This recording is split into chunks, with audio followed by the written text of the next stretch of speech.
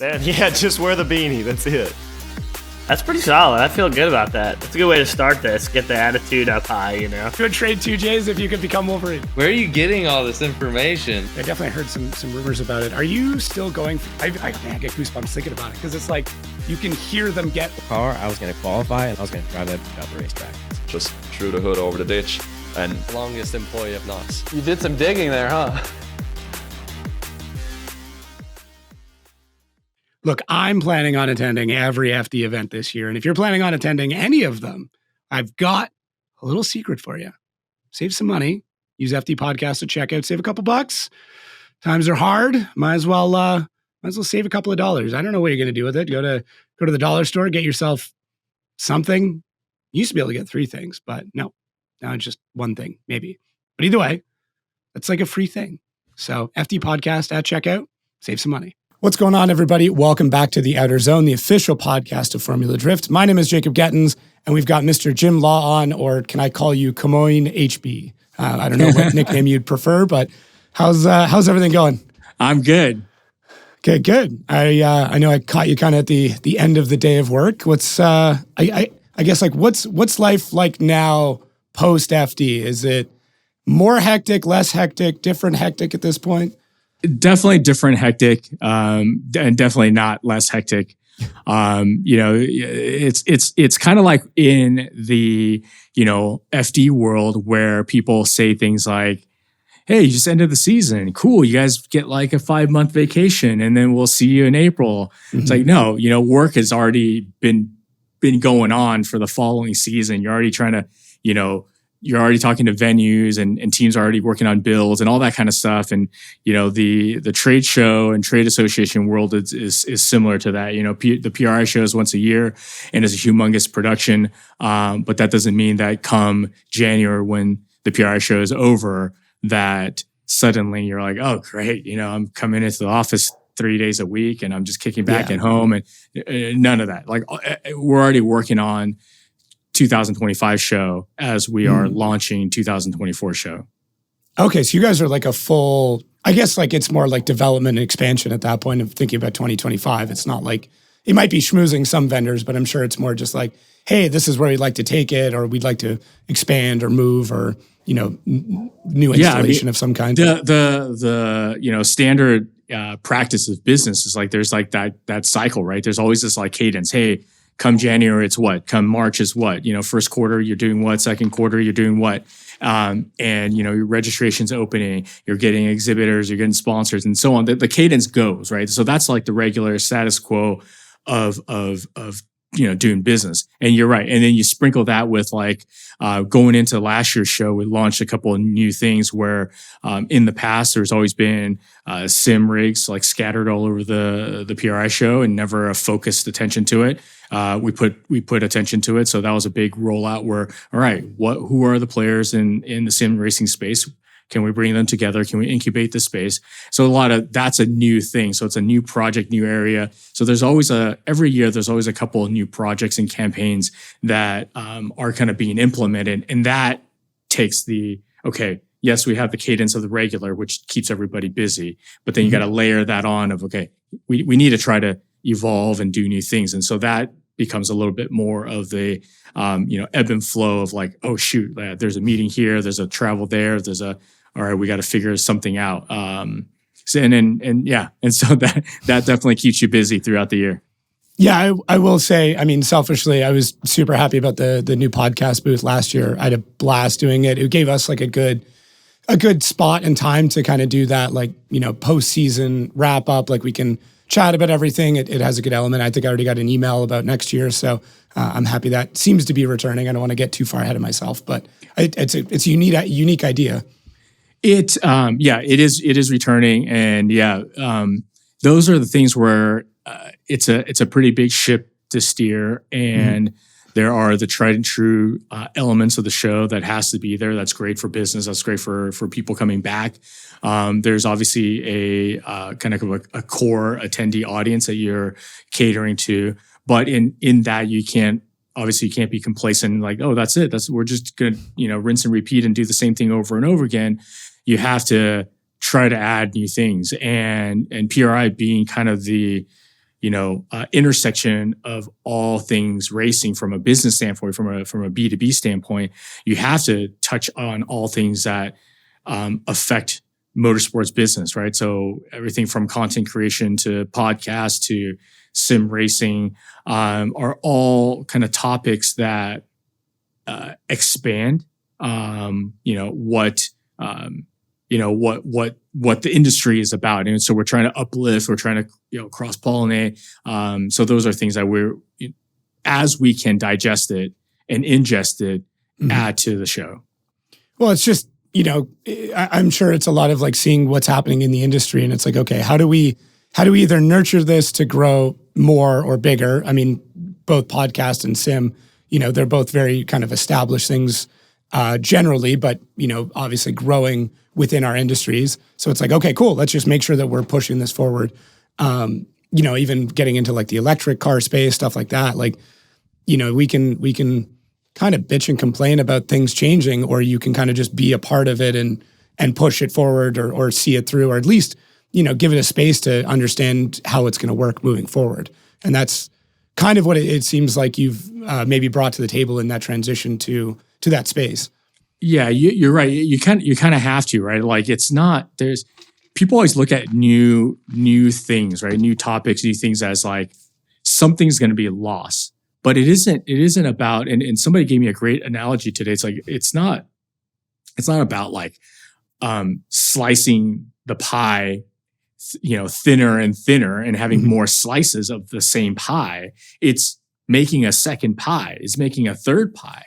And you're trying to, kind of very cliche, but you're trying to like, lift all boats in terms of the industry. Nobody's forcing, EV or you need to go sim racing or whatever it is, or, hey, your business needs to adapt and do a podcast. Nobody's saying that, or we're definitely not pushing that, but it doesn't hurt to expose the industry as a whole to more elements, right? The more layers and more diversity to it, because you don't know what you don't know. And if you're like the FD driver that's going to the PR show looking for a particular part, I need to go meet with, such and such about, my transmission for next season. You're like, oh, I didn't know there was 10 other transmission manufacturers that may be offering me something similar or is willing to sponsor me. And so those are kind of the cross-pollination, like you won't know it until you see it type of moments. Yeah. Yeah, I use the analogy of you don't want to be an ice harvester in the age of refrigerators. Like it's very easy to look at it and like get caught behind the times, right? So we talk about that a lot. That's a new one. That's a new one. Yeah. Well, it was. I can't even remember where it came from, but it was a conversation we were having about like AI within marketing, and like, oh, it's going to get rid of copywriters and it's going to get rid of all that stuff. And I was kind of like, well, yeah, I mean, my thought was refrigerators got rid of ice harvesters, but there is still an ice harvesting industry, shockingly, because I researched it afterwards. But people find other work, and then those harvesters then become refrigerator repairmen, and like the jobs elevate and change over time. Factory automation, same thing. We don't have people doing the same things they used to do in factories. It's much safer. The working conditions are very different. We used to have people, sweeping chimneys. Now we have robots and automation that can do those things. Sure. So, yeah, it's just, I try to, I guess maybe it's my age still that like, I very much try to accept and adapt everything that's going in, even if I don't agree with it or like it. Right. And just be like, okay, well, change is scary, but how can I utilize this to make my life a little bit better? Right. It doesn't always have to be in opposition, right? So. Right. And like, you don't have to like something to just witness it, right? Like I'm not a massive electric car guy. I've had clients that worked in the electric car field. Like I very much understand it. I've been to electric car shows. Like I get it. It's just, there's yet to be something where I go, oh, I can connect to this thing. I can respect the heck out of it for sure. Those things are crazy fast. They do ridiculous things. And I understand right now, this is the worst they'll ever be. They're only going to get better from here. So maybe something will come out where I go, oh, okay, this scratches whatever itch I'm missing at this point. I mean, that's the, like in the polarized world, right? It's like there's the, the gray in the middle, is really where you're at. It's like the freedom of choice. Like, yeah, you can respect it, but you don't have to, you're not mandated to use it or to whatever it is. Right. So, but that's also kind of like the richness of like, yeah, there's like the more variety there is, it's kind of better because every individual can kind of find a path to whatever it is, power plant for your next race car on your own. Like, go for it. Yeah, and just because getting back to the pie analogy, just because there's something coming in doesn't mean it's going to get rid of the thing that you love now. I mean, we still have people who race vintage cars. Like, in Long Beach, they're running, very early generation F1 cars still on the track. There's still enthusiasts for that. It's just there's just less of it. That's all. Yeah. People just get worried about change. That's it. It's very easy to be accepting of the current, and anything different than that is scary because it's unknown, right? Yep. So, I mean, I guess on that point, speaking of change, can I ask, like, maybe how far back you were thinking about making the change? I don't want to say like leaving FD, because I don't think you'll ever truly completely leave it. I mean, I've seen you attend a couple of events here and there, and I don't think it's even possible to completely leave FD, even if you've been once. But how far back did you start, I guess, getting the itch to try something different? I would say it wasn't an itch. In some ways I kind of relate. It's like, it just, and I'm sure, kind of Ryan talked about in us launching, Formula Drift, like, it's just been a kind of fortunate, events and circumstances that have, it's not out of any strategy or any genius of in this of my part. I think things just happen. And, when they talk about, one door closes, another one opens type of thing, I would say it would go back to, and I wouldn't say it's an origin, but I kind of tracked the door opening as I ran for the SEMA board. I thought it was time that, I wanted to, I sat on, SEMA councils and things like that and volunteered here and there. But, it's a little bit of the, hey, stop, bitching about things and get involved mentality. And it's like, all right, well, let's go for the gusto. There's a board seat opening. And I went for that. Unfortunately, I didn't get it. My thought and my hope was that there would be an opportunity within the industry to say, all right, there's a kind of I wouldn't say a disruptor, right? Like I'm not like edgy to that point, but a disruptor in the sense of like, sometimes the board and the industry is pretty status quo. And I thought I could contribute something fresher, right? And I thought that, the successes of FD would offer and would show that, look, we have a different way of approaching things. We have, when people talk about losing touch or losing connection with the youth, it's like, that's not true. Young people are not into cars. That's not true. Mm-hmm. They're always on their phones. Okay. But we've got them at the race on their phones. So that's, partially not true.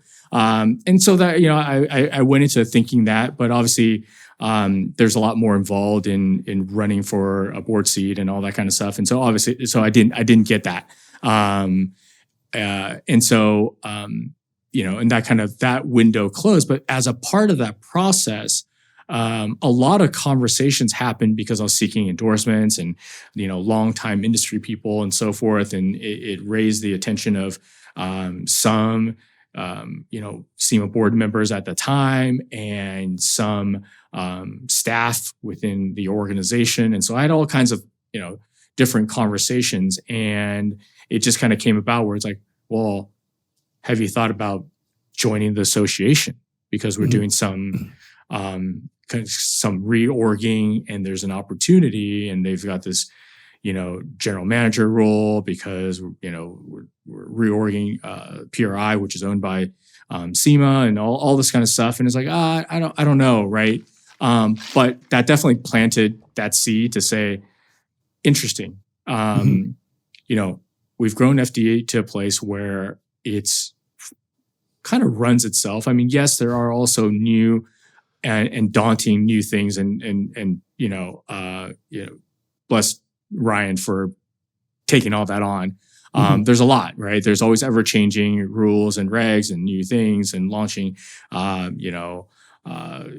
betting platforms and new merch and all kinds of new deals and new partnerships and all that kind of stuff. But I felt that, well, selfishly for me, can I learn more and help myself in terms of like, all right, yes, I know everything there is about the drifting world and how as that relates to motorsports, but there's so much of the motorsports world that I'm a fan of, but I'm not really, I don't know as much about. And then same thing, right? Is there something that I can gain from am I challenged from learning more, expanding my abilities? And then at the same time, what can I contribute in terms of what the motorsports community has done for decades and what this new kind of entity, these new group of young people are doing?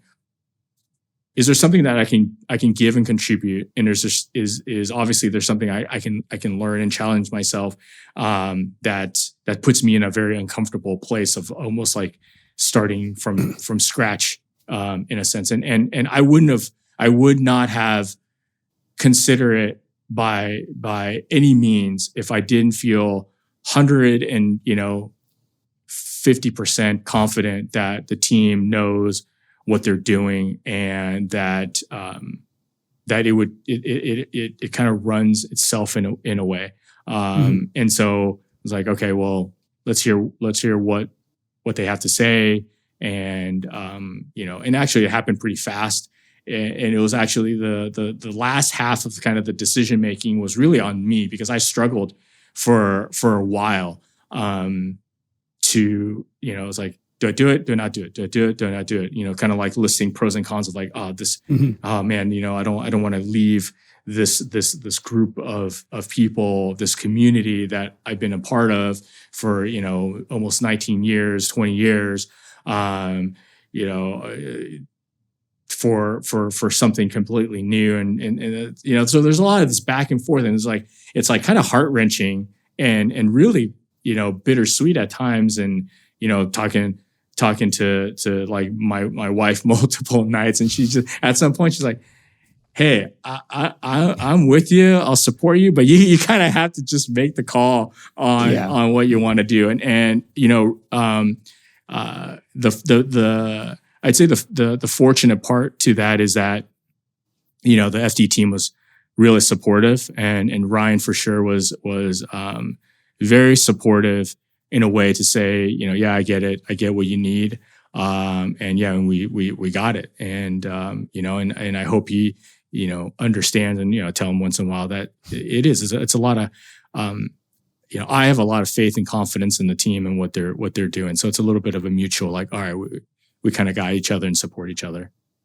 Yeah. It's kind of like, I guess, sending your kid off to college, right? Like you've built this whole life together and you still get to witness it, but you have less control over the actions at that point. You just kind of have to hope that everything that you've taught them, allows them to be successful moving forward. Yeah. And in people like, I wouldn't say people, certain people, right? Really hang on the fact that, and I do see it more often than I would like.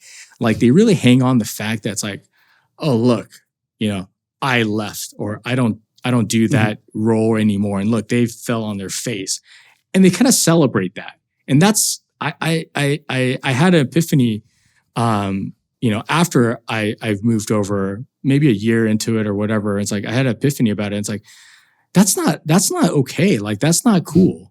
Right. Yeah. That's not cool to say like, look at me, look at how much an organization, a department, a team or whatever relied on me. And after I left, look at them. Right. Like, that there's nothing to be said for that. Like it feels actually good when, after making that connection, it's like, oh, well, that's what you want to do, right? Like you're saying with the analogy of your kid. I'm not saying they're like kids, right? But like, you want that. You want that in like things that you do where it's like, okay, you set it up, or you build it, or you put a group of people together, and you've worked to a place where it's like now when you walk away, it either continues to be successful or it elevates because you've done the right thing. So it's like you know, people kind of like are selfish to not kind of celebrate that, right? Like, yeah, like it's awesome, right? Like I left kind of towards we ran the post-pandemic season. Great, awesome numbers, attendance up, all that kind of stuff. It's like, okay, cool. Like we did that. And then after that, it's like, I wonder if the series can sustain something like that. And I wonder if there's, more, evolution and growth and so on and so forth. It's like 2 more seasons later, it's just like, it continues to be bigger and bigger. And you want to be able to be like, yeah, I want to celebrate that good job, you guys, like go kick ass. Right. Mm-hmm. Yeah. It's interesting, I guess, specifically from my perspective, because you and I really realistically don't know each other all that well. I mean, obviously in passing, hi and stuff like that, but I've never worked under you. I've never worked for you. I basically, as you were heading out, I was coming into it. So it's been interesting to understand, because the only FD that I know from the inside is one without Jim, which is neat in a perspective, because I only know what it's like with Ryan solely at the helm. And there's so many stories back and forth. Like, I mean, and honestly, very few of them are negative at all. It's just a lot like, oh, this is what Jim would do in this kind of situation. I would hear that come up, which has been interesting, because I think that legacy that you had is still there, and it still gives people pause in certain moments where it's like, oh, Jim would have done this, or this is how this would have been handled in this case, which I would take that as kind of the ultimate compliment. It's not like we're going to do it differently because Jim's not here anymore. It's we're in this situation. I think this is how Jim would have handled it. And that's kind of like, I guess a huge compliment that I wanted you to know about from the inside. Because I would assume stuff like that maybe doesn't make it back to you. That's all. No, that's the first time I heard that. That's pretty awesome. Yeah. Jim would have made it a really pain in the ass moment right now if he was still here.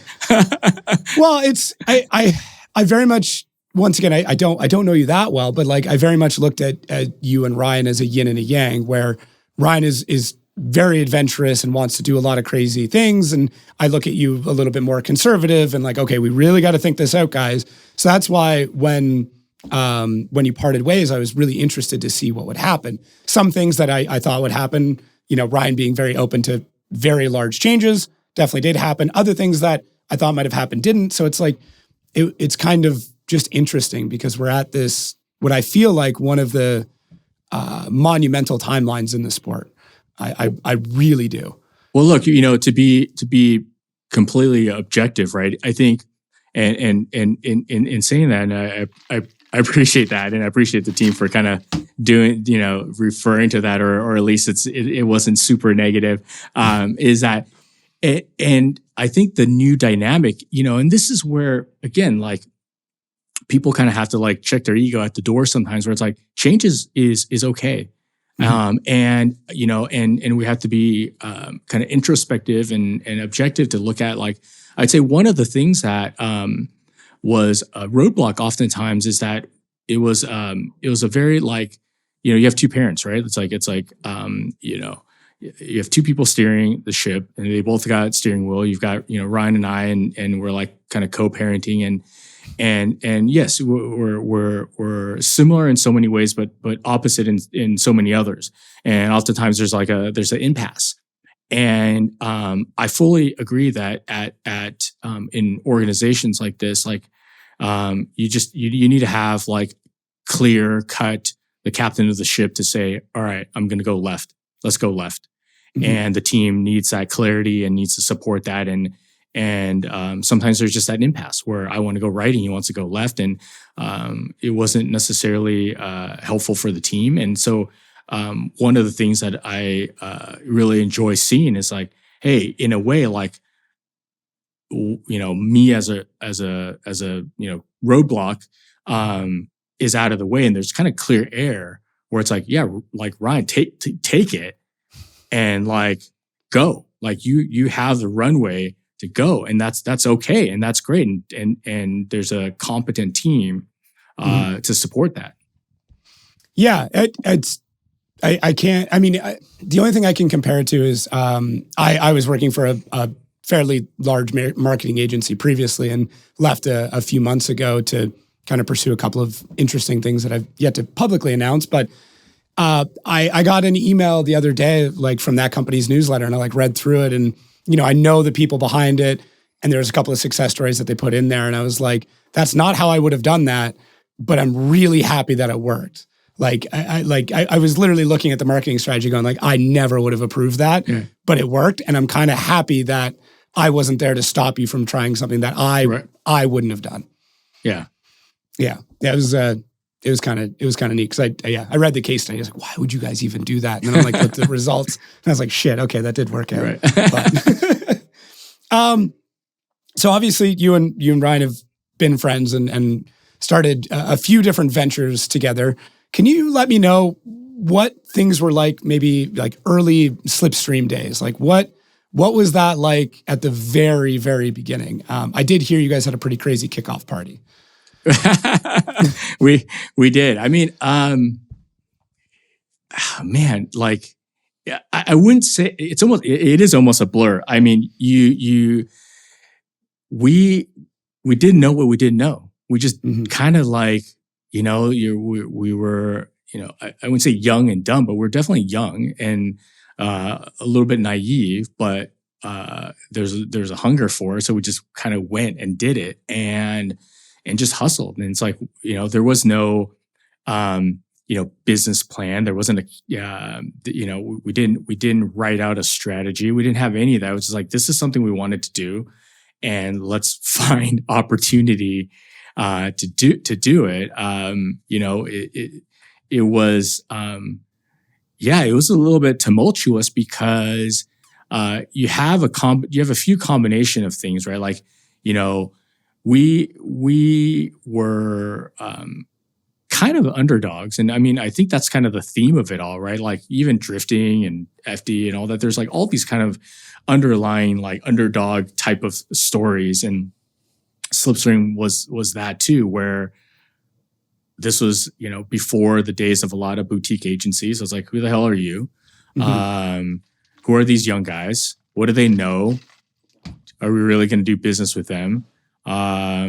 There's situations like that across the board where it's like, goodness gracious, right? Like, come on, and you just dealt with that all the time. And again, we're just fortunate that there were people that we've worked with, there were companies that we worked with, and I don't know if Ryan had talked about it, but like the team, this gentleman Jim Jordan and John Raven over at like Mazda were super supportive and gave us one of the first projects and said, yeah, we've seen you do your work previously, and we'll continue now that you guys are off on your own. We'll continue to give you business. Like there's a few of those kind of charter ground level type of partnerships and support that really made a world of difference. Otherwise, yeah, we wouldn't have launched, or we couldn't have sustained ourselves. We couldn't, feed ourselves or whatever.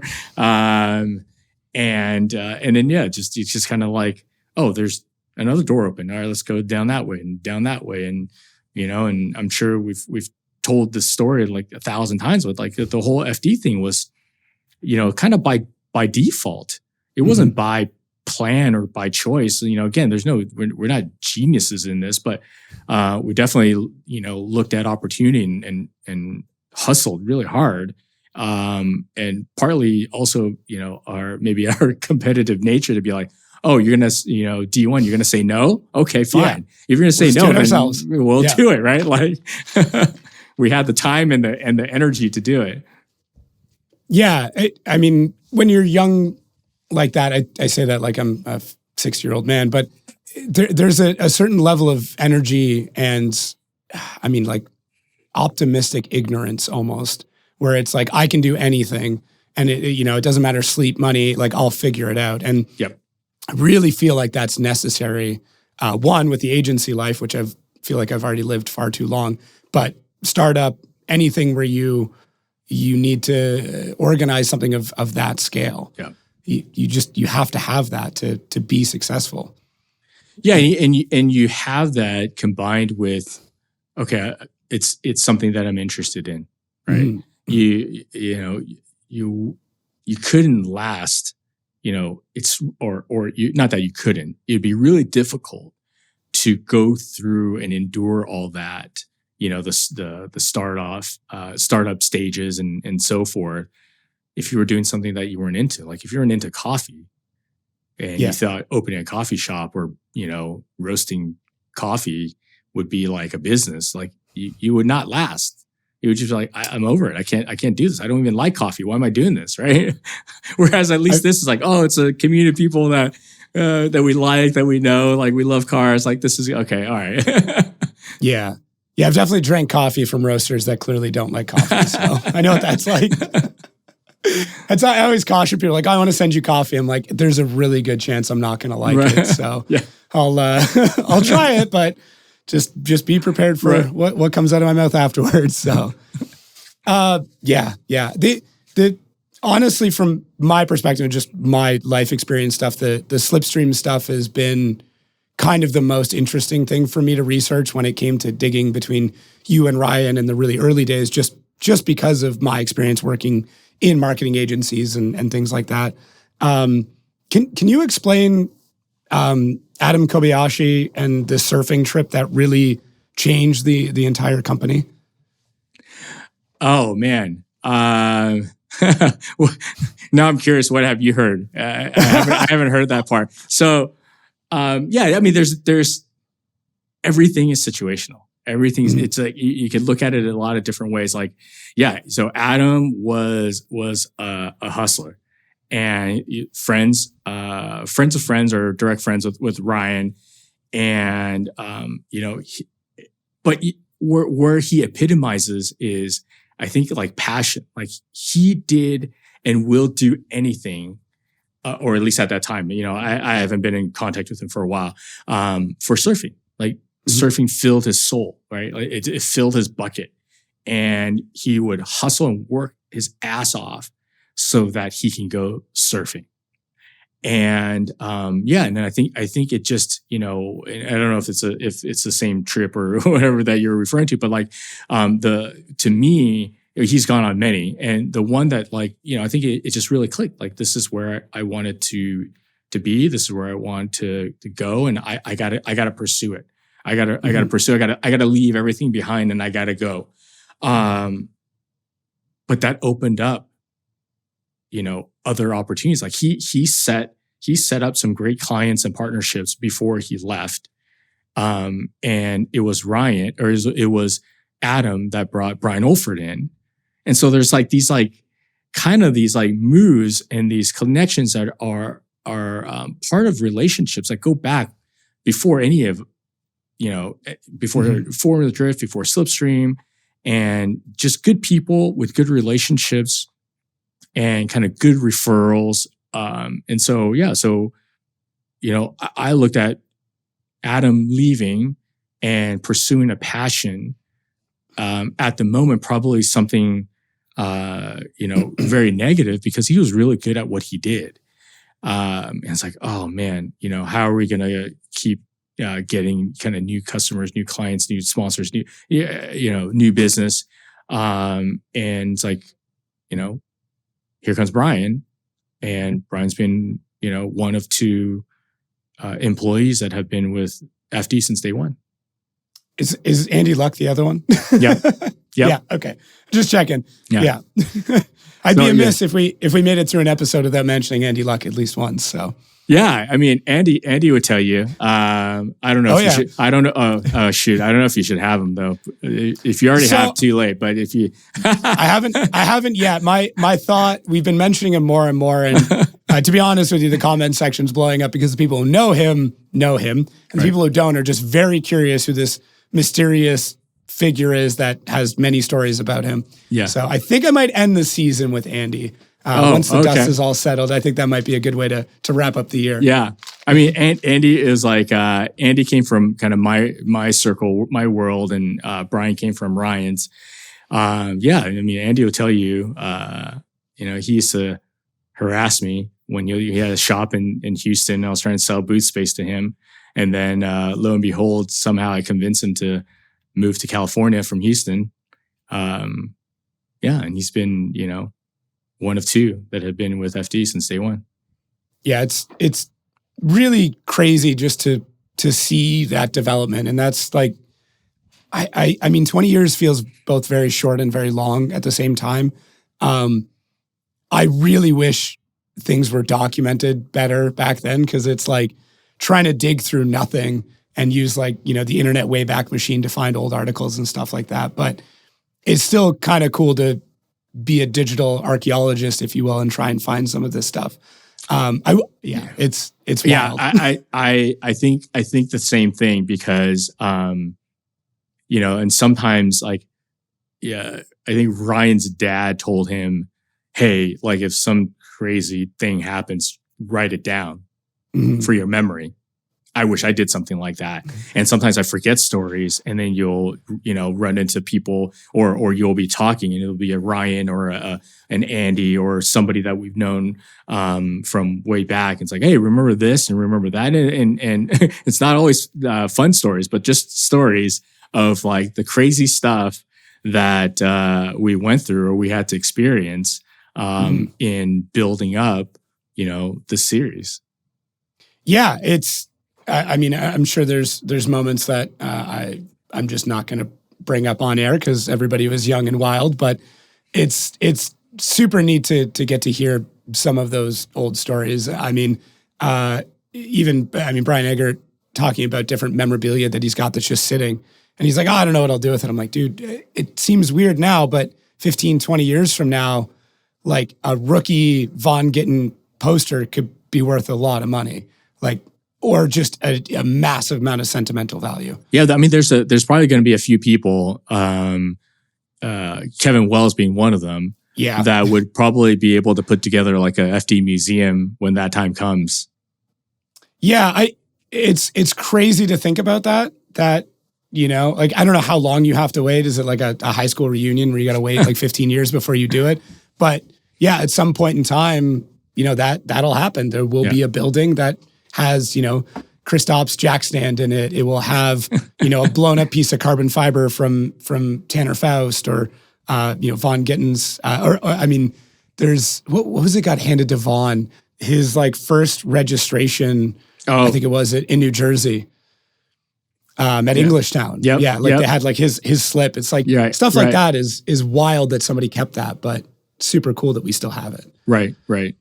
Yeah, and documenting those. I don't know how you do it, but while it's still semi-fresh in people's minds, and how do you document that? And yeah, like I said, we went through some, part of the. You look back and you're like, oh, that's cool that we got through that. But in the moment, it was like, holy, what the hell's happening here? Yeah, one of the early decisions was the judging panel. At one point in time, having 5 judges and rotating in Japanese judges and everything else. Like, I just feel like because judging has always been a hot topic with the sport, is there a situation or a combo or an ideal state of judging that you never got to try? That you're like, we never got to do it, but I think this might have solved it. Not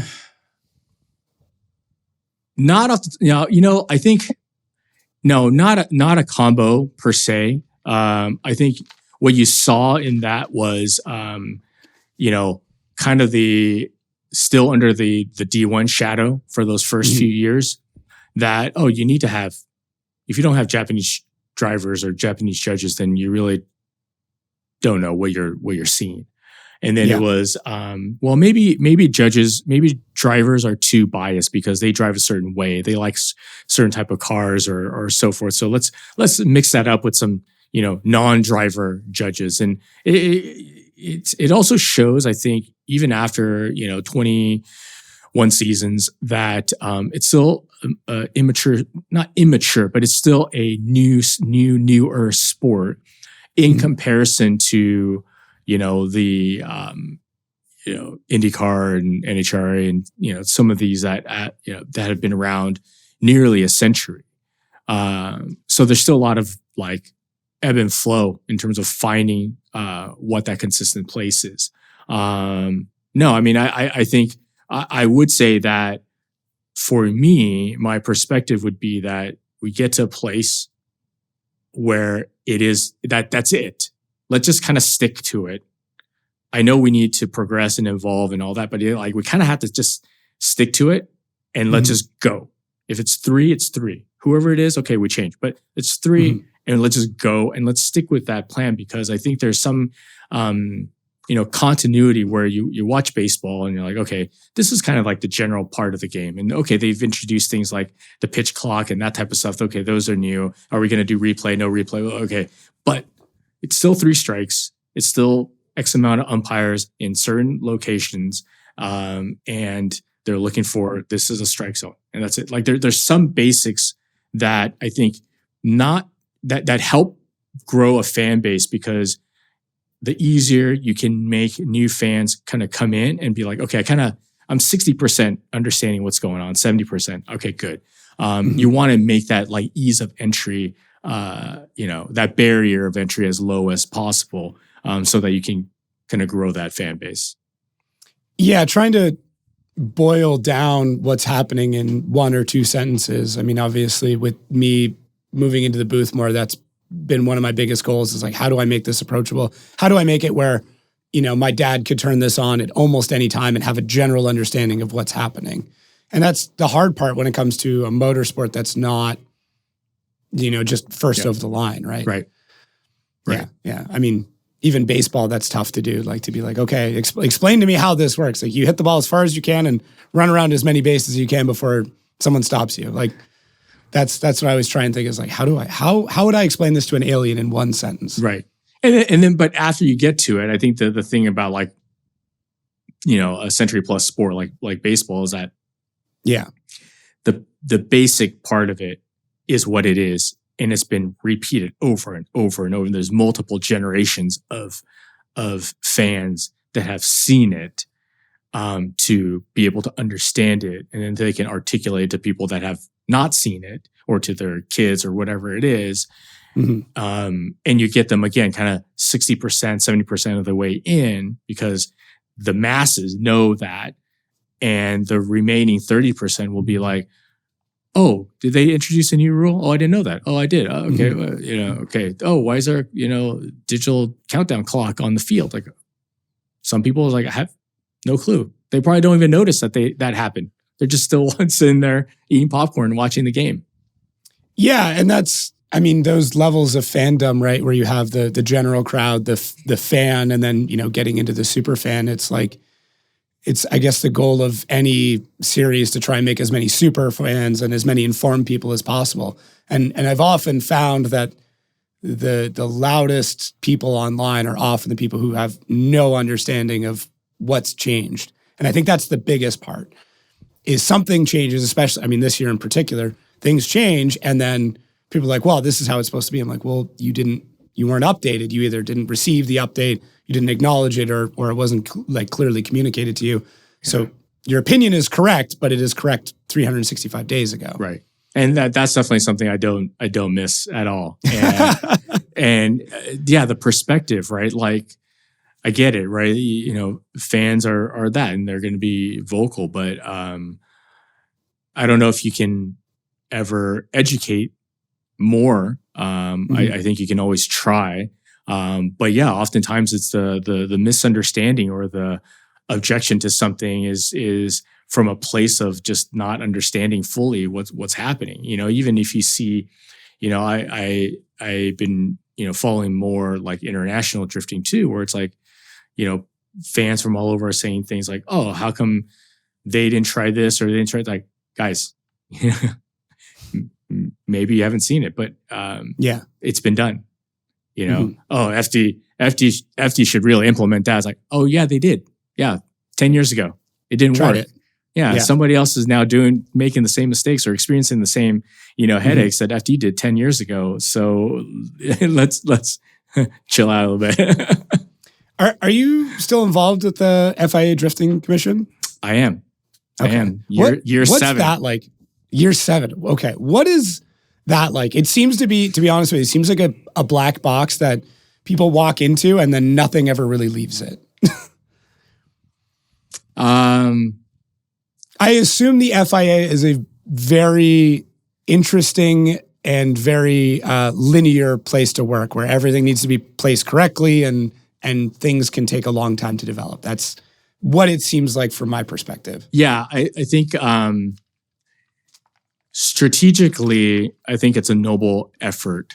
Tactically, it's definitely struggling, obviously. And that's why you feel that way or you perceive it to be that way where it's like, you know, when I said 7 years, like, oh shit, you guys been doing this for 7 years? Like, what's the result of 7 years of, you know, this group of people meeting, you know, 3-4 times a year? Yeah, I mean, the FIA, the FIA is it's a federation, right? So it's a bureaucratic organization, and there's multiple layers.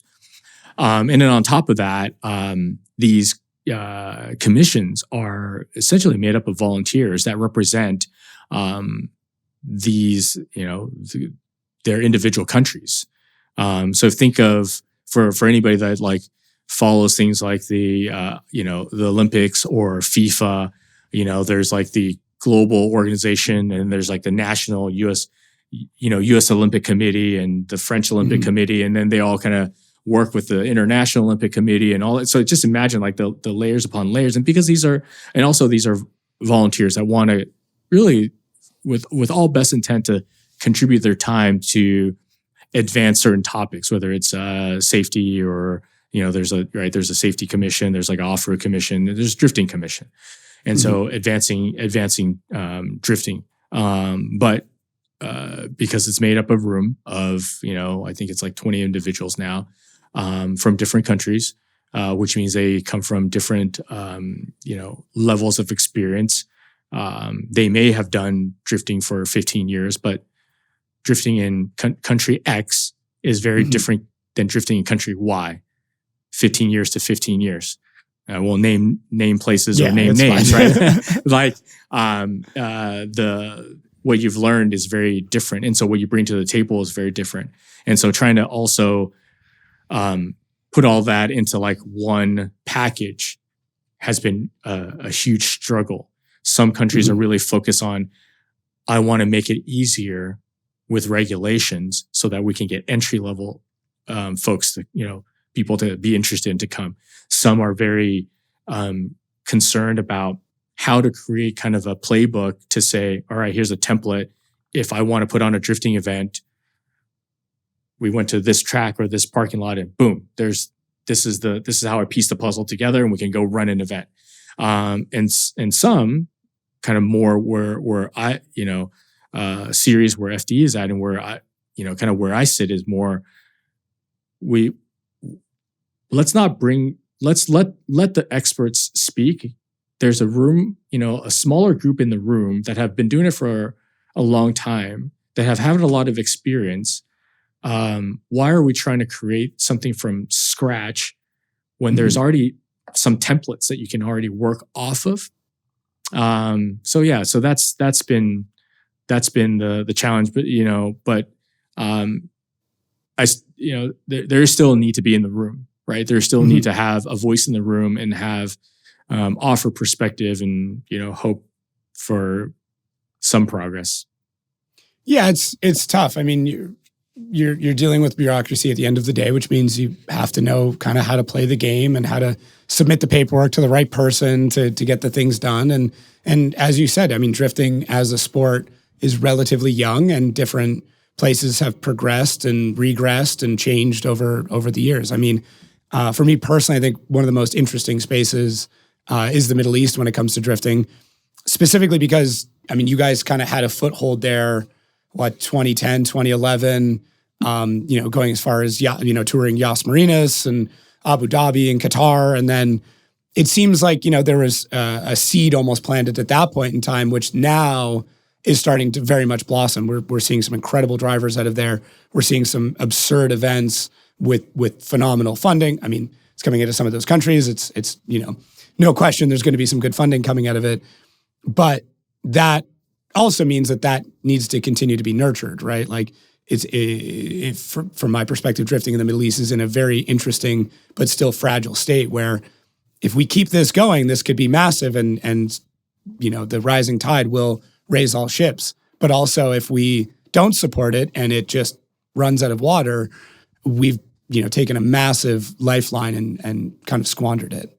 Where I've seen that, where I guess I struggle with is getting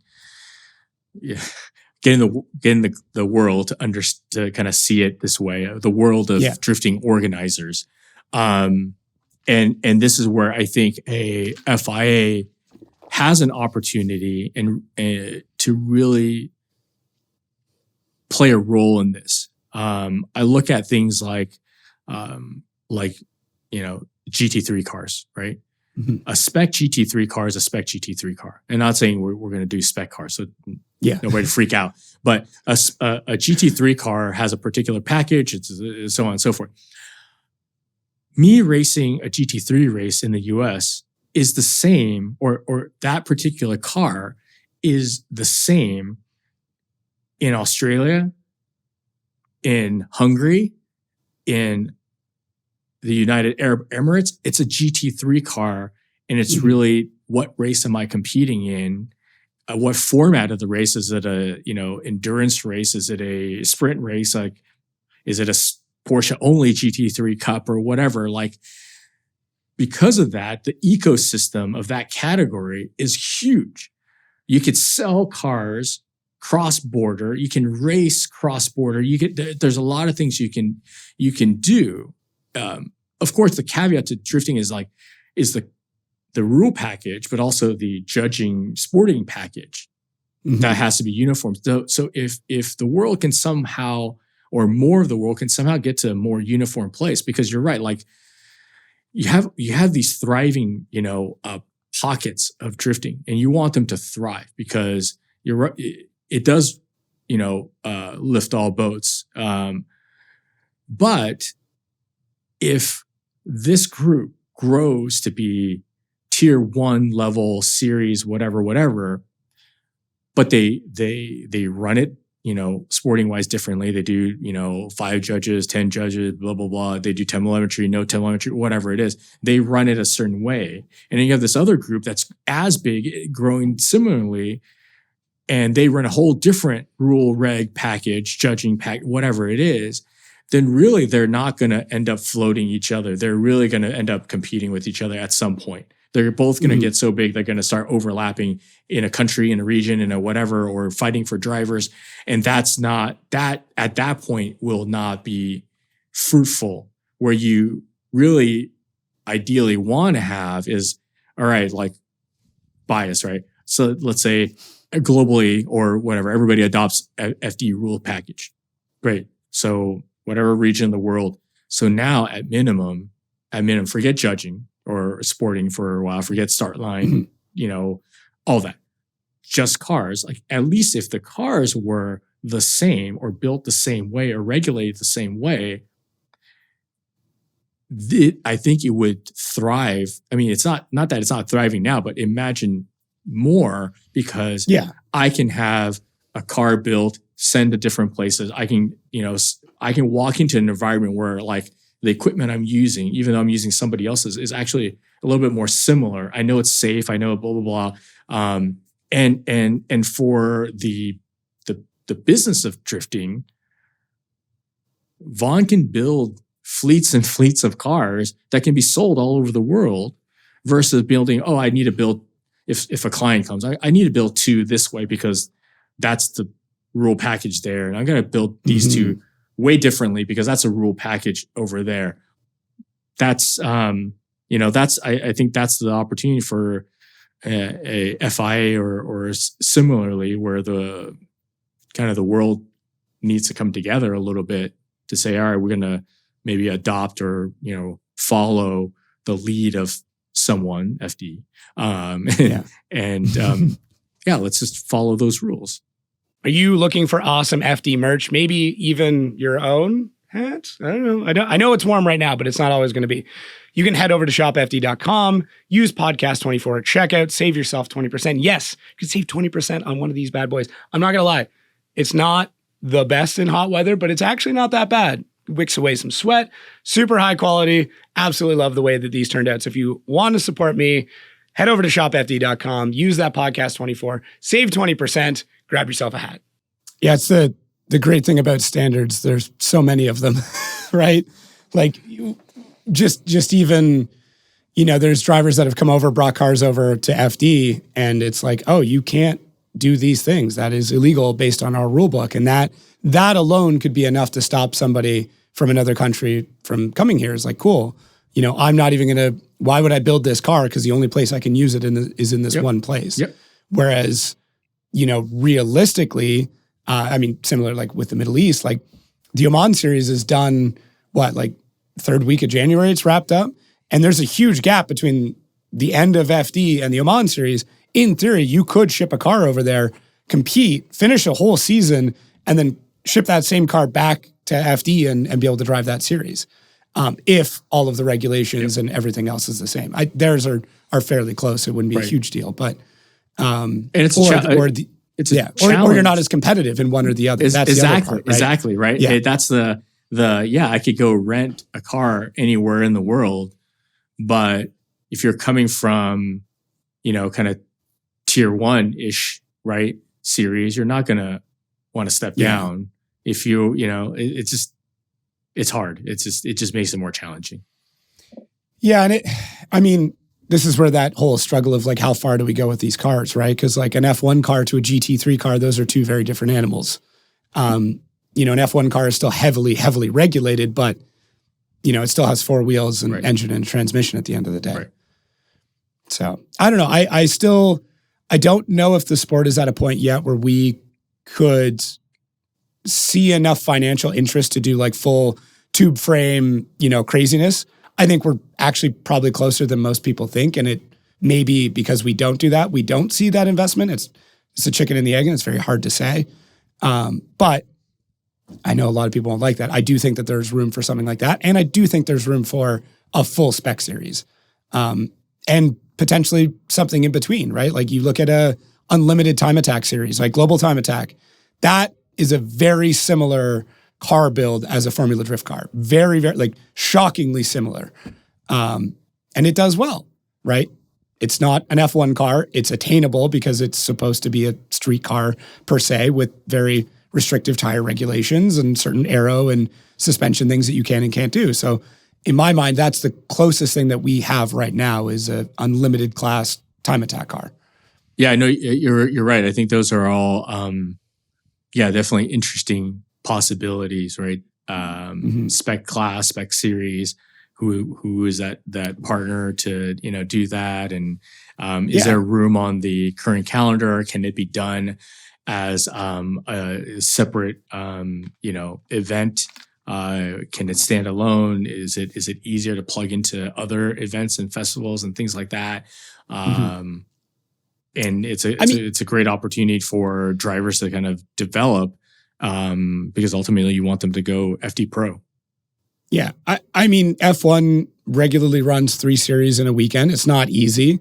They'll run F1, F2, F3, sometimes Formula E all at the same time. Right. So I do think it can happen, but that comes down to funding. And it comes down to manpower, which comes down to funding. So at the end of the day, it's unfortunately always going to come down to money. Right.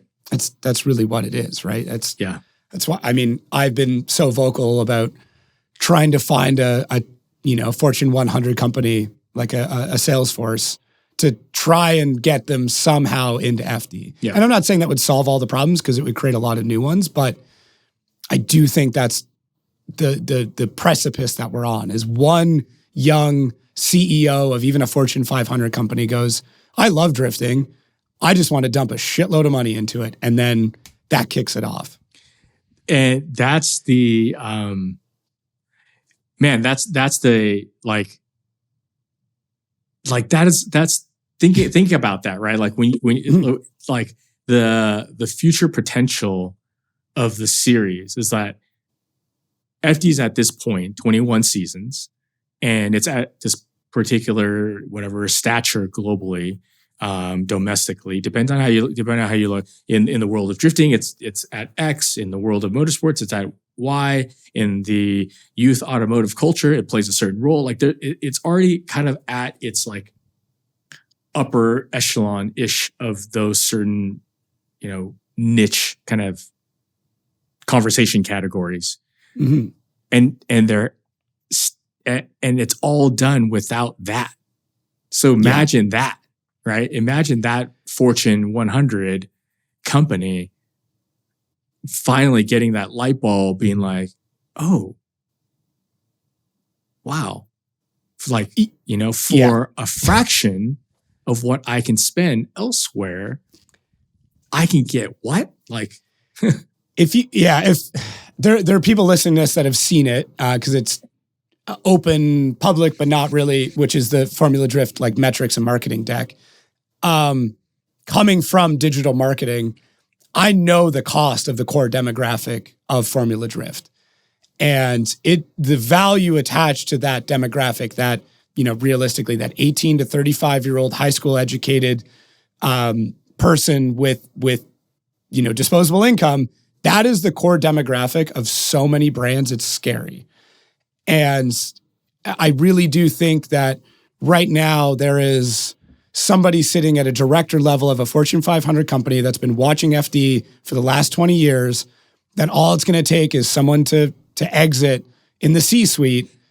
They're going to make that jump and they're going to go, I have an investment opportunity I've been trying to talk about for the last 10 years and no one's listened to me, and now I'm just going to do it.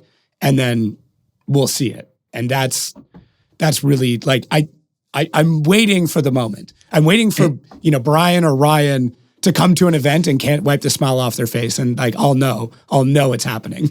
It's, when you say, in that like, C-suite position exiting, we're kind of getting there, right? The demographic works, right? Like the actual generational age range. We are within 3 to 5 years of those people where making people that jump. are at. I mean, I think the first turn is the marketers that have kids that really love drifting, and they became influential to them. And those marketers knew to listen to young people, especially their kids. Like, what are you into? That's kind of like the current phase of, marketing influence is like, oh, what are the kids doing? Let's kind of follow that and try to, ride that coattail. I think for drifting, the next part is that, you look at demographically, people are working, certain people that, know and understand, find value. They're moving up in certain corporate positions and they'll become decision makers fairly soon. And it'd be interesting to see what decisions, marketing brand decisions, they make. Yeah, I don't know, maybe I'm just playing it like the ideal scenario in my brain. I've been playing it for, close to 10 years, right? And I just feel like we're getting closer and closer to it. And I really hope at some point someone proves me right in this. Yeah. That there's somebody listening right now that's so close to a C-suite position who's going to make that call and be like, I'm doing it. Like people forget, with Rockstar and Monster in the sport, we have some of these companies that have more or less dipped their toes in. But from my perspective, the reason why they haven't spent more is because they haven't had to. Right. Nobody has come in and basically said to Rockstar and Monster, like, hey, we're going to just buy these teams out because we can. And, whatever value you want to put on, let's say $1 million to put a nice fun round number, $1 million, cool. We can waste that. Right. We waste that in rounding every month. Like, fine, we'll buy both of these programs and bye-bye. Right. And then that now starts a bidding war where Coke and Pepsi go, well, hang on. Like, I don't want them buying out these teams. We see what the thing is. We've been getting it for a steal for the last 10 years. I guess we're going to finally have to spend more money on this. It seems like such an untapped gem that all it's going to take is one person with a large budget to come in and just raise the stakes for everybody. Yep. And it's happened in so many different sports. It's happened in motorsports. It's happened in gaming, where, gaming was, followed, like, what was it? The Dota stream was like millions and millions of people watching the Dota finals. And originally, like, nobody was investing in it. And then some of these large brands went, holy shit, Right. Look at this audience. Look how cheap this is. And then it became bidding wars. And now, there's jackpots or prize pools that are worth millions of dollars for gaming. And that's been my kind of struggle and frustration is that, yeah, man, like where why is it not understood and seen? And like I said in the beginning, you hear people and even in the industry, it's like, oh, young people are not into cars and this and that's like, no. Oh, yes, they are. No, you need to. They're just not where you're looking. Yeah, exactly. They're not where you're looking, and you would be surprised how economical, what your ROI would be in comparison to some of the things that you're doing currently. Like it is ridiculous. We, even from the back end of like talking to other kind of event production, race series kind of people, where it's like, if you know what it took or what little it took to operate and run FD, and I don't mean little as in like, oh yeah, like super easy. I mean like the core group of people, smart thinking, creative kind of, bartering partnerships and watching your dollars and just being very fiscally conservative. It's not a frivolous group, and there's no wasteful spending, and and it can be done. It doesn't need to be done with a lot of fat. Yeah, I mean, even I saw a report. It was like the NASCAR budget breakdown for a season, and I realized that just what they spend on catering could fund the top 3 teams in FD. Yeah, some of those numbers will blow you. Team. Yeah. Oh, it's wild. I mean, it's absolutely wild, the amount of money. And going back to what you said, people are talking about like, oh, these drag strips are closing down, these dirt tracks are closing down. A lot of it's because the kids of drag racers and dirt track drivers, they just went to drifting or they went to something else. So they're doing some sort of motorsport that you and I don't even know about, but is massive on the underground, and we're not going to find out for another 10 years. That's all it is. It goes back to our, ice and refrigerator. It's just, there's change. You just have to look for it and not get caught behind. So the hard part is saying all this, and I've said it a few times, like the people listening to this are the people who are fully aware of what we're talking about and just screaming at their headphones and their phones right now going like, yeah, I know. But it's just, how do we get it out to the rest, right? I do think you, for lack of a better term, infiltrating kind of SEMA and PRI with a bit of a drifting propaganda is a massive help. And I mean propaganda in the most positive way possible, but like you do have a vested interest to support the thing that got you to where you were. So you're I would assume you're going to make decisions and, hopefully continue to just talk about drifting when it comes to some of those meetings where like, oh, where do we invest or what do we do, right? Like, have you guys heard about drifting? Because like, go look at quick change differentials, understand how many they're selling to circle track and how many they're selling to drifting, because it is now a double-digit percentage of their total gross every year is going to a sport that a lot of people don't think is legitimate. Right.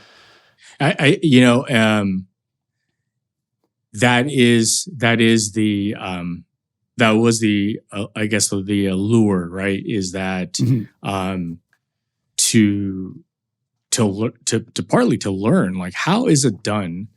I'd say like in my past, like even like pre slipstream days, a lot of my like moves were because I was like, man, how did they do it? But I really, for just sake of learning, it's like, how's it done? How's it done in the dirt circle track space versus the open wheel space versus the endurance racing space. Like, how is that?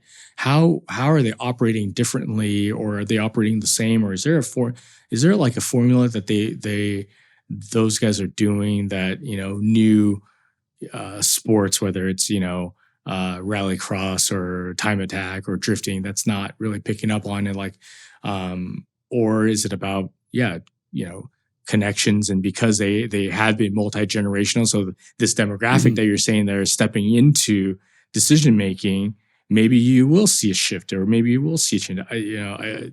All those are just all things that I in a way kind of entertain, interest me to like kind of fuel that curiosity, and like just always learning to like what is going on, like who's doing what and how are they doing it. I don't think drifting has found the gentleman driver yet. And I do think that is a large portion of it, after understanding some of the economics of very expensive racing and understanding how many of them are gentleman drivers. And for people who don't know what I'm talking about, literally someone who just pays to compete. They very rarely have sponsors. If they are, they're usually business associates or their friends, or it's their own companies. And they're just writing off business expenses or personal expenses to go racing. And the majority of those gentleman drivers are between the ages of 45 and 65. Some skew younger, some are still driving past 65, but we also just haven't hit that demographic yet, right? Like we're close. There's, I'm not saying you're old, but you're not getting any younger, and you're edging within to that realm where if, you decided to cash out and whatever, maybe you could afford to be a gentleman driver. I have no idea what your finances are like, but you know what I'm getting at. Yeah, I do, and that's interesting, right? That's also, the general kind of fan kind of hooting and hollering. It's boring, but if you dig in behind the business of motorsports, there's a lot of that. That's part of what you perceive it to be versus what it really is, right? Why is this series getting XYZ company? Well, because their CMO is racing in that series. So they decided to also fund the series. And that's okay, but that's what it is. So from the grass is greener on the other side perspective, it's like, hey, just hold on a second, right? Yeah. Just wait a second. There's like certain dynamics, right? And there's a lot of intricacy to, because this team owner owns this car dealership group. And so because of that, they sell thousands of this brand of cars. So they're able to walk into that OE and open the door. And so these guys are scratching, not scratch, but they're supporting them because there's a business interest that cycles around. That's not just a one-to-one where it's like hey, put logo on car, you get X eyeballs, and that's the relationship. The relationship is, we're starting to see it.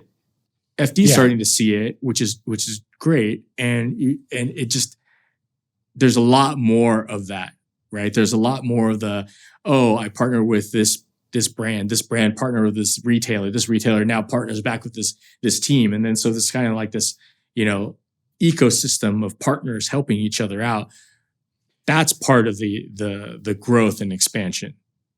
Yeah. I mean, to relate it to F1, like you may or may not like Lance Stroll, but Lawrence Stroll bought Force India when an entire team was about to go bankrupt because his son likes driving.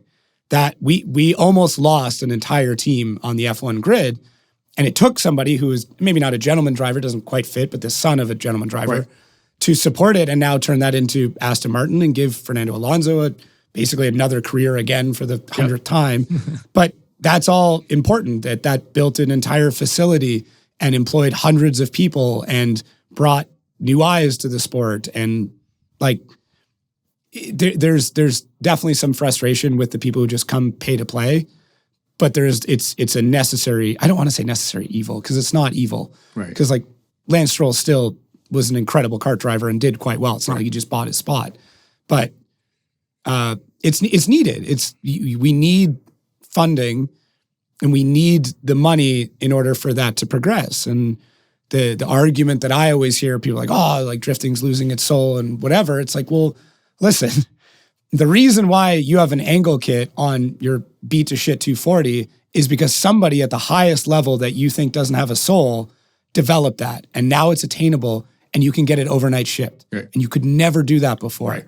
And it was because of the highest level of drifting that we have, 3D scanned roll cages that you just weld in and they fit perfectly.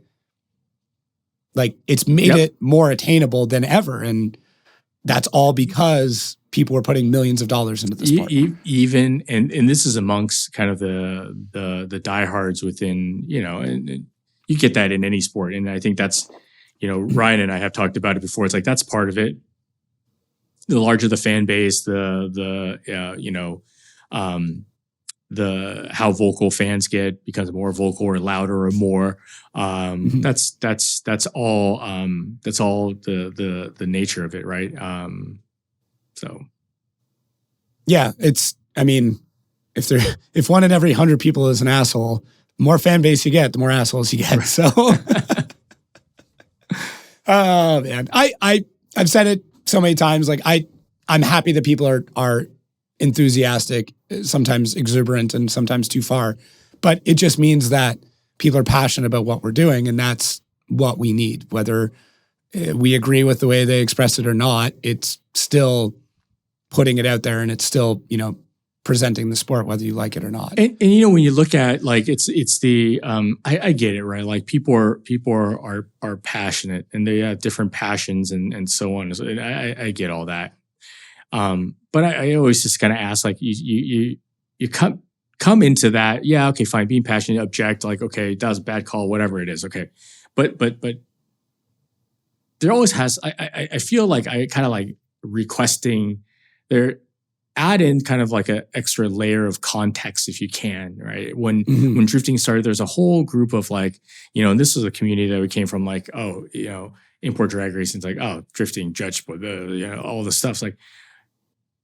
But also think about it when your analogy about the angle kids, like, similarly, it's like, okay, well, import drag racing was taking a pure, like, vertical dump, and the companies that were selling to that market were suffering as well. Now, these are also people's, like, livelihoods, right? Like, I make blah, blah, blah, exhaust, I make, suspension, but I cater to Japanese performance cars, and suddenly nobody wants a, blah, blah, race Civics or whatever it is, right? Like, it's suddenly like, oh my gosh. But drifting came and took those companies, just like my analogy to, like, walking the floor at the PR show, like, those same companies, all they needed to do was sell to a different group. Yeah. The same part. But so let's not be so, like, judgmental of it. Okay, fine. Again, right? You may not like it. You may not go do it. You may not even go buy a ticket to go watch an event. But in a way, you kind of have to, like, it is what it is. And you kind of, out of courtesy, respect that, because if you look at the full holistic picture, there could have been performance parts companies that would have literally gone under if they didn't find another avenue of sales to keep them afloat, if not thrive, because, suddenly, I was selling whatever Nissan parts and nobody's really buying Nissan. Suddenly I can't get a 240, at the price I used to. The parts on that 240 is worth more than the car. Like all this. So people always kind of, like, lose context, and then they get really wild. Yeah, I would love to, like, graph, like, the number of participants in import drag racing and then drifting, because, like, there's a steep increase and decrease that definitely intersect somewhere in that 2005, 2008 kind of era, where it's like, I mean, we could go through some of the best technologists and team owners and developers and builders from that era, and they're in racing now. Ron and Steph are the two that come to mind right off the top of my head, and there's so many more that just don't get the public spotlight. Right. But yeah, where there was a void, drifting kind of filled it, and it was just seemed like a perfect storm. And it's not a replacement. It's not a better than. Yeah. It's just here's another outlet, another variety, another flavor. Another pie. Yeah, another pie. Exactly. It's all it is. It's all it is. But yeah, it just all came together at the right time, similar to what you talked about at the beginning of FD and even with your transition and stuff. It's just a right place at the right time with the right information in front of the right people kind of thing. And, taking the risk of just putting yourself out there and going, I'm going to do something different and it's scary, but let's give it a shot, see what happens. Yeah. I feel like that's what FD has been since the beginning as well. Like, you guys have made so many interesting moves, some good, some bad. Things like, Justin TV in the beginning, G4 Tech TV, shouts out to Olivia Munn, big Attack of the Show fan back in the day. Just, stuff like that where you guys were so far ahead of what is kind of like mainstream even now, right? Like Attack of the Show, I don't think it exists anymore. I know they did a reboot, but I don't think it took off. Right. But you guys were streaming on the internet before really any other motorsport was. We have, there's a luxury to that, right? There's a luxury to not being, number one in tier one. There's a luxury to not have to be, obviously you want to be, but there's a luxury to not be Formula One, right? There's a luxury to not be the race leader because you're drafting behind the race, whatever analogy you want to give. And there's a luxury to be sometimes to be the new kid on the block because you can be out there trying new things and making mistakes along the way. And those mistakes help to accelerate your growth because it didn't make or break you. But it did teach you a lot. And you use that for, future growth. I mean, like I kind of alluded to, there's been many stories of decisions that were made or even decisions that we were forced to make or navigate through. And some, luckily a lot of them turned out for the better. And either way, they were all lessons of what what not to do the next if that happens ever again. Is there anything in particular? Like, I don't want to get you in trouble, but I feel like there was a few moments running through your head. I go back to the drift dial, which is one of the funniest eras of judging and drifting history. Kind of want to bring it back because it was so crazy. I loved it. But the drift dial should have been just like tapped into you. And then like, how you're feeling, like truthfully. Yeah, just like, heart rate monitor or something, right? Like that's the next judge. That was a whole, right? Like during like political debates and you follow the dial, right? Like that was crazy. No, I think, and like I said, I don't know if Ryan mentioned it before, and I don't know if I may have mentioned a few times before. But there's sometimes some just like crazy stories of crazy moments. And there's some that are like, oh yeah, we definitely learned something. And I always go to one of the first ones was like, round one, year one, we were forced to make a really hard decision. There was this is the first round of the first season. And a sponsor came to us because their number one driver didn't make top 16.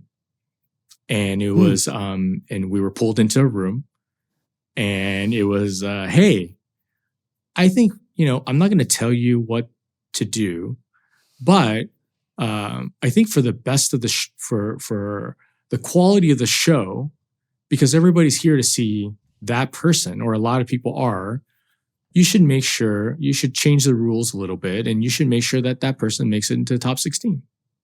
And that should be part of the bracket.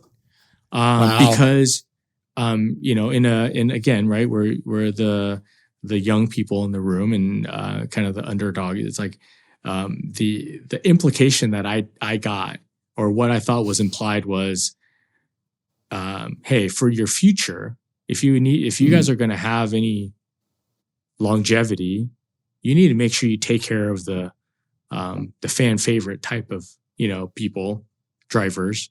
and you need to take care of your sponsors. And it was like kind of like Ryan and I kind of stepped aside. I was like, what the hell is going on here?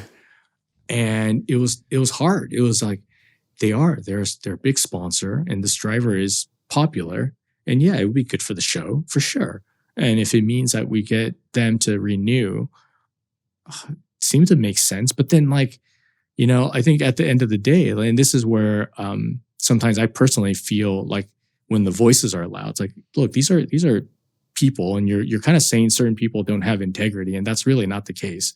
And so Ryan and I were like, no, we can't, because that sets a precedent forever, or however long this thing lasts, that, and you will get out, right? Like, oh yeah, they bent for that sponsor. So if you're a sponsor and if you paid enough, you can influence what happens. And if you're a driver and if you're popular, then you can influence what happens.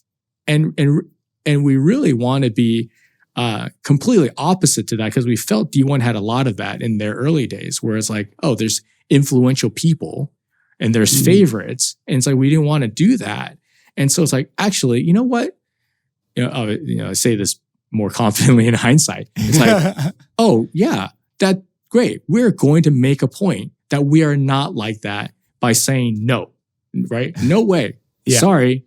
And, luckily the brand didn't pull out. And I think they saw that as maybe a little bit of sign of respect that, they held their ground. They didn't give in. And that driver didn't, make top 16, and that sponsor stayed for, a few more years afterwards, and cool. Yeah. I couldn't imagine the amount of pressure that's like, where it's just getting this all established, and you're at that road of like, is this the kind of series, like, are we going to be wrestling, or are we going to be like an actual racing series, right? Because that's kind of the split. And that's been the attempt. It's like drifting, and a lot less, but still it's like, it's just a show, it's judged, it's like subjective, there's this and there's that, there's bias, and some of it, is it really a sport, blah, blah, blah. There's like, it goes on and on and on, right? For 2 decades. But that was the first attempt to say like, yeah, no, it is a sport, and there are rules, and a driver didn't make the cut, so the driver didn't make the cut. That's it. I don't care who it is. Like that's it. And it's more so actually foreshadowing for future multiple of those type of conversations are similar to that, like intensity, sponsors and drivers pulling you aside, like post event, every other event kind of thing. And thus protesting was born. Yeah. We had to standardize you guys pulling us into a room. It's I couldn't imagine. But yeah, the protesting thing still gets me. Even now, there's no protesting, and I watched several spotters and drivers, even in Orlando, like cornering judges. I'm like, at one point I said to the judges, we were leaving the booth, and a disgruntled driver and a spotter came up, and I like turned to the judges and I'm like, hey guys, we have to get lunch now, like as their little cue to like, okay, like this is your permission to get the hell out of here. But I will say, out of, respect for the drivers, the judges stuck around to explain it. Like they didn't entertain the protest because it doesn't exist anymore anyways, but it was like, hey, this is why. You may not agree with it, but this is why we made that decision. Well, look, thankfully in this case, the driver was receptive, but not always. Well, look, to the praise of the judges, I have been adamant about them not doing that. Yeah. I was one that was like a proponent of like, do not do that. Do not get sucked into that. Do not get into heated, but it to their praise in terms of their willingness to be transparent and to be communicative and elaborate and spend that time, no matter how uncomfortable or how heated it is, to kind of talk through it, is really their kind of integrity and their passion for that. People don't see that, and people don't have the perspective of, they're actually talking to us, versus what if I had 100%, I would have been like, no, like you can't, right? Like I watch a lot of sports, and it's like, you can't talk to a ref like that. You can't talk to like that. Like there's no way. Immediately. Yeah, you would be out of here. Like there's some boundary. Like these three guys are people. Like you gotta have some boundary. And but they are willing to go meet and walk the pits and have those conversations. So, people don't give them, credit enough for even the willingness to kind of like, okay, I'm walking into the fire right now. Yeah, it's tough. There's no way I would be a judge. I mean, there'd have to be a lot of zeros on that check for me to even consider being a judge. And it's tough, man. Yeah. I mean, I get to hang out with them constantly, and I got to room with Reese in Atlanta, and that was, him and I going through everything that happened there and kind of chatting about it after the event. And, it's tough, man. It takes an emotional toll. Yeah. I think Ryan Lontaine, for as long as he did it, I mean, he carried the weight of every decision. Like he cared about everything that he did there. And it's very easy just to point to like, oh, you sucked at judging. I'm like, you really didn't. Yeah. Like the dude is still an encyclopedia. He's forgotten more about drifting than I know yet. So yeah, it's wild. I can't think of a worse job. Right. Yeah, it's a good time. I want to ask about the adoption from the Long Beach Grand Prix in FD, because that's, in my mind, that's a huge moment. Yeah, I know. It's so massive, right? Like that's such an establishing thing to do, is to be associated with something that's that historic. It's again just the fortune of relationships and certain relationships that were formed, and just really important people. And it reminds me of how to, I know it's kind of cheesy to say, right? It's like, how do you give back? How do you pay forward? Because there are these people along the way that made impact. And the Grand Prix is a great example. Like, how does Formula Drift get onto the streets of Long Beach? Like, what the hell, right? Yeah. It started with a invitation to come do a demonstration, full course demonstration. Okay, cool.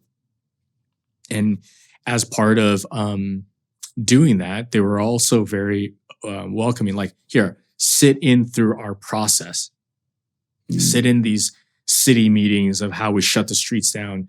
Come to our pre-race kind of pre-ops meetings where they bring all the city departments and IMSA, IndyCar, whoever the support races are, into the room. And we talk, walking through the minute by minute of, shutting down the streets on Friday morning, blah, blah, blah, all that kind of stuff. And, the two gentlemen there, and I'm sure it's been talked about. So, Jim Liaw is the president of the Grand Prix Association, and Dwight Tanaka is the VP of operations. The two of them have been with the Grand Prix for, I think now, 4+ decades. So they intimately know the city. This is their race. And it was like open arms. When we did the demo, they brought us in obviously as a filler, as an attraction, as something that would bring young people to the Grand Prix, which we were happy to be a part of. And then as a part of that, I was like, we started looking around. It's like, hey, this section here, let's just ask, hey, can we rent it before you tear it all down? Can we rent it the weekend after? Like, we don't want to get in the way of all your like pre-Grand Prix festivities, and we don't want to affect your ticket sales. So we're like super, paranoid, like, oh, we don't want to affect anything that you're doing negatively. So can we rent it from you afterwards? Like, it's already up. Like, can we just shut? It's already here. And it's not the full city. It's just like these turns. What do you think? And it went from that, literally that ask to, how about you guys kick off Grand Prix week and you guys do it the weekend before? We'll have everything set up by then. It'll be all yours. We figure out a financial arrangement between us and the Grand Prix, us in the city, us in the convention center. And Friday, Saturday, or Saturday, Sunday, whatever you guys want. And we're like, let's go, let's do it. And since that day forward, they have been, kind of hand in hand, arm in arm with us, walking through the process with the city. First few years was like, we were just like, wait, oh, okay, city, public works, okay, you got to turn off the meters, okay, and then, okay, and then you got to shut this, okay, and then, okay, plug, all this like moving parts of shutting a city down or a part of a city down and running an event and ticketing, all these things. And they were like, this is how we do it. This is who we can use. This is who we need to talk to. This is, we'll help you handle that part of it. We'll talk to, whatever. And, hey, special events department at Long Beach Police Department, take care of these guys, work with them, go call Andy, whatever, right? And kind of like work through all that. And we've been like partners and friends in some cases with certain people, like since that time. And that was like 2006 ish. I think 2005 was the demo. 2006 was the first Long Beach event. So since 2006, it's like even to a point where we moved our office to downtown Long Beach. Like we were in downtown Long Beach for like a good 10 years, and we're still in Long Beach proper. We're in Signal Hill, which is like a small little, city inside of Long Beach. But FD is it's first or second or home, and that's how deeply that relationship and really the city as a whole in supporting and adopting and kind of putting their arms around FD. Multiple. I think 3 out of 3 guys, 3 people out of the FD office live in Long Beach. Yeah. So there's layers of connections to the city. Yeah, it's such an interesting tie, and you go back to the relationships, and I know, I think going through your black book of contacts to kind of correlate how those different things have developed into other stuff. I mean, even Road Atlanta with the ties back to, I believe, Mazda at that point. I'm sure we can go through like everything, even into the Vegas events and stuff like that. It's just such a eye-opening thing to understand and to teach everybody that like developing personal relationships is, and sometimes especially with people that you may or may not like, is so important to the growth of whatever project that you're working on. Like to try and do anything in a vacuum is almost impossible. And, just putting yourself out there and asking like, hey, what do you think? Like, we have this idea. Can you just leave some cinder blocks and some fence around and we'll make an event of it, right? The worst they could have told you was no. You don't want to burn bridges. Of course you have to watch out for it, kind of like, oh, you've done me wrong, so you're on that list. But as a whole, like, the motorsports world is not that big, and people are around and people move to places, and it's just the courtesy of the relationship. Not even like, you don't need to be best friends. You need to have like call them on their birthdays and but you need to. There's some like interpersonal connection that needs to be had. And like you said, like you talked about Vegas, and I'll share one more. It's like, Chris Blair brought us to Vegas, and he left, and I think we were there for another year or two, and it kind of didn't work out. We moved on to another venue. Kept in touch, always kind of been in our circle of people. And when he ended up running St. Louis, he called us, and we weren't first to jump. We were still, our schedule was set. There's still, it was a couple years of actually talking before FD ended up in St. Louis. But that was a relationship. It's like, you don't know where people go, where they land, and how they can help you and affect, it's just, just trying to be as good or decent of a person as possible. Right. Yeah. The Vegas one's funny. I remember seeing it was like the back to school bash ads of like FD with monster trucks and motocross and like everything all piled in. It's like the most, I don't know, stereotypical in the best possible way ad for an automotive event. Like everything except for you pay for the whole seat, but you only need the edge part. Like it's I don't know. There was even, guess I some think, like nostalgia. if you bought a case of like Coors Light or something, you would get like two Friday tickets or something. Oh like, man, I love it. It's love it. Vegas. It's Vegas. It's the only event that we like ended at like 1:30 in the morning. I mean, other than that one year in Atlanta where it rained and all the Pro 2 drivers went into the kiddie litter, Right. that we ended at 1 in the morning, but for a very different reason. Yeah, the connections are always cool, and I know I've barely even scratched the surface of the development of Formula Drift in particular when it comes to those connections. It's just always interesting to hear. For me, going to PRI in particular is very much like a small family reunion. If your family just like traded which parts of the family they live with, because I always find, especially in the marketing world, it's got a pretty high turnover. I'll message her like, "Oh, what booth are you at?" Like, "Oh, I work for this company now," and it's kind of fun to go around and see different friends and see where they work now or if they're still at the same company and stuff like that. Right. So it's one of my favorite parts of PRI in particular is that experience and that camaraderie and on my side, it's interesting to see what comes out of that as well. Like people I know from the industry and the positions they're in and, the black book and the phone call of like, hey, I've got a person for that. I actually know somebody who owns a racetrack, I messaged Chris Knapp today. Right. And then do you see that too, right? Like, we were talking about like generationally or demographically, like that your circle, I'm sure, of people when you walk the PRI show aisle have grown. Like you stop more often than you probably did, however many years ago you walked the show. Oh, and my first year is like just straight through. Right. I didn't know anybody. And now it's like I can barely go 6 booths without running into somebody I know. It's like, oh, you're here too. Oh, cool. Yeah. And on the generational note, like you said, like I mean, Chris Knapp is a buddy of mine. We're not like, I don't call him on his birthday, but I messaged him today to be like, hey, what tattoo artists are going to be at Pro Bro Down? I'm going to be in New Jersey. I'm going to stick around. Like, that's a connection now that 5 years ago, I never would have even dreamed that like, oh, I know a bunch of people that run racetracks. Right. Like, but that's also, I mean, easier for me because I'm a very exuberant personality. So meeting people is not hard. But yeah, you can meet introverts. They're around. They're just usually in the corner and very quiet. That's me.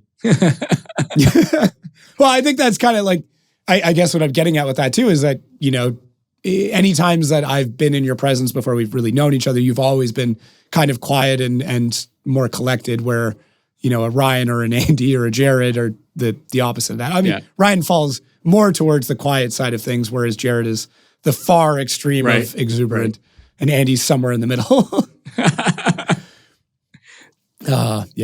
Yeah, I will make sure that you get to see the Andy. Maybe I should send you the Andy episode first for you to review in case we need to redact things. We should submit questions to you to ask. I very actively ask for information before a podcast, so I will make sure to hit you up before we do the Andy episode. That's for sure. Yeah, it's my favorite research tool. Old Facebook, because people leave stuff on Facebook and totally forget. Class yearbook, believe it or not, that's a fun place to do research. Unfortunately, your entire high school career, the yearbooks are not online. Right. It's how long ago it is. Well, no, what's weird is the year before you graduated or the year before you started in high school and the year after you graduated are there. Oh, interesting. But just your 4-year block is missing, which is very suspicious. So I did not know that, but that's I'm just saying, a coincidence? I don't know. Maybe you had some very nerdy things in high school that you were trying to take off the internet. That's a conspiracy theory I'm going with at this point. There were some nerdy things. Not embarrassing nerdy, but a little bit. Well, I mean, like I said, after finding your AOL Instagram name, I kind of figured as much. So. Or instant messaging, not Instagram, yeah. But cool. Yeah, I think that's what I've got for now. I mean, I definitely have more, and I look forward to more conversations and maybe more updates in the future. But yeah, thank you so much for getting this dialed in and finding the time. No, man, it's been fun. It's good to always like dig back a little bit. If there's a particular topic of like next time, like, hey, we're going to talk about these type of stories or whatever, like we can dig into that too. Yeah, I do want to I am working on a general history of FD podcast, which has taken me, I mean, we're a year and a half into it now that I'm still digging. I've just been compiling it on the side while I've been doing research of like kind of a timeline of events from start to finish. So I get to do some of the research in the interview to confirm different things and update that as well. But I think when I get very close, I'll be reaching out to everybody to fill in some of the gaps that I'm missing. Nice. Yeah. Very nice. Yeah, it's been a very, very large. I wanted to do a history of just the tires in FD. Oh. And I'm 6 months into research and I'm still finding things. So might have to bug you on that one too. But there are people still around. There are still people who have a lot of knowledge, a lot of opinions, and a lot of fun stories, especially when it comes to tires. Right. That is one I'm definitely going to need to have reviewed before something. So cool. Anything else on your end? Any plugs? Anything you got going on you want people to know about? No, go to if in this community. Yeah, if you have not been, like we said, right? Shameless plug for the PRI show. If you haven't been, you should go. When I first went, I thought I was gonna walk into like, oh my gosh, it's just gonna be dirt tracks and drag racing stuff, and have no clue. I didn't have interest to go until I went, and it's like, okay, I get it, right? It's very heavy drag racing and dirt track at that time, but it's all things racing. So if you want to filter out all the fluff from other stuff, and you're like, we're gonna go look and talk about racing parts and equipment to make racing parts and all that kind of stuff, like that's a place to be, and you can find stuff that you wouldn't think existed or that was available for your car. So for, especially teams and car builders, it's shops. It's a great place to go. And, Indy in December is not as intimidating as people make it out to be. It's not that bad. No, not that bad at all. I've lived in Southern California all my life and I did not die. So I'm fine. I'm just fine. That's good. And you spend the whole time either inside or at a restaurant or bar. So, you really only just have to walk a few blocks and there's usually good vendors. You come from, a city, a place that's when the city is, has that type of climate, they're built for it. It's like if it snowed here in Southern California for like 2 days, then we would be in complete like Armageddon, but it's made for that. There's pedestrian, tunnels and skywalks and enclosures, and like you don't even have to step outside into the elements if you don't want to, So that's true. People will be fine. You could leave the airport. You could fly in and spend no more than 30 seconds outside between leaving the terminal, getting into a car, and then getting into the hotel, and then walk right into the show. Yep. And I've definitely bought into Indy. I volunteer. I sit on what we call a customer advisory group, which is the or a customer advisory board, which is the visitors visitors bureau called Visit Indy, and it's comprised of the largest shows that go to Indianapolis, and we hear what's going on and all the cool like different developments in different areas and pockets of the city, and it's definitely not the Indy that even what it was 10 years ago. So super fun to be at too. Yeah, there's a lot that I still have yet to explore that's outside of just the direct walking distance of a few great steakhouses, and but yeah, it's a great time. I love it. I look forward to it every year. And as far as I know, if everything goes well, we'll be doing another podcast there this year, which is great. I had an absolute blast doing it last time. So maybe we'll have to, actually, you're probably really busy that week. I was gonna say, we'll have you on again, but you'll probably be running around like a chicken with your head cut off. I can be on. All right. I'll be, you'll see me. You guys will see me at Irwindale. You'll see me at the SEMA show, and you'll see me at the PRI show at the very least. Nice. All right, cool. Well, thank you again for doing this. A great chat. It's great picking your brain as well to understand the history and your insights on the sport and everything else. And I agree with your sentiment that it's in very, very good hands. And hopefully you're all right watching the kids go off to college, because they somehow adopted me along the way. I have no idea, but welcome to the FD team. You guys are doing great.